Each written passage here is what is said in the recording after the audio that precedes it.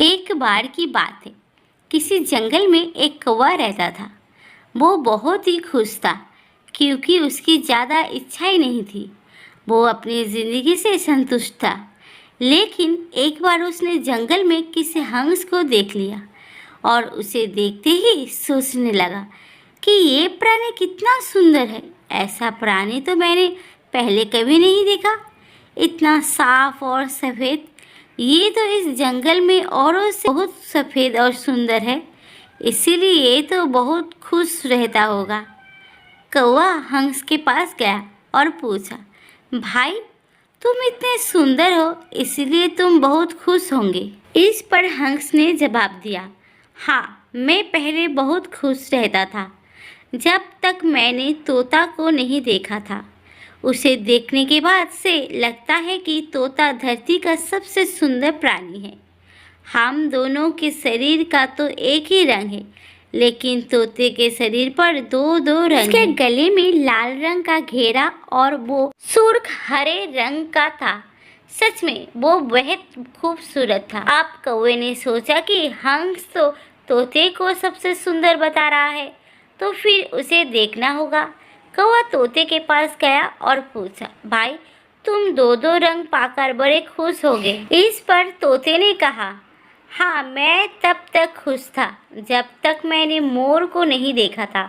मेरे पास तो दो ही रंग हैं, लेकिन मोर के शरीर पर तो कई तरह के रंग हैं।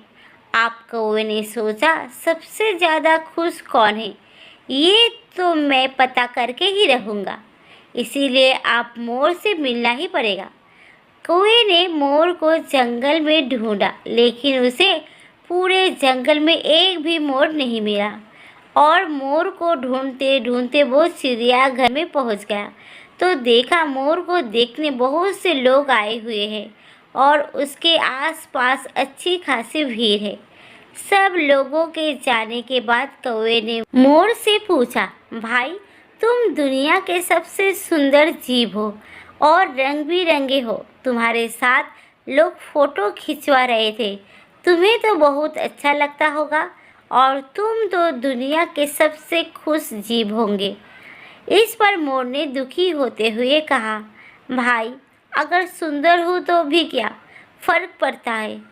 मुझे लोग इस चिड़ियाघर में कैद करके रखते हैं, लेकिन तुम्हें तो कोई चिड़ियाघर में कैद करके नहीं रखता और तुम जहाँ चाहो अपनी मर्जी से घूम फिर सकते हो।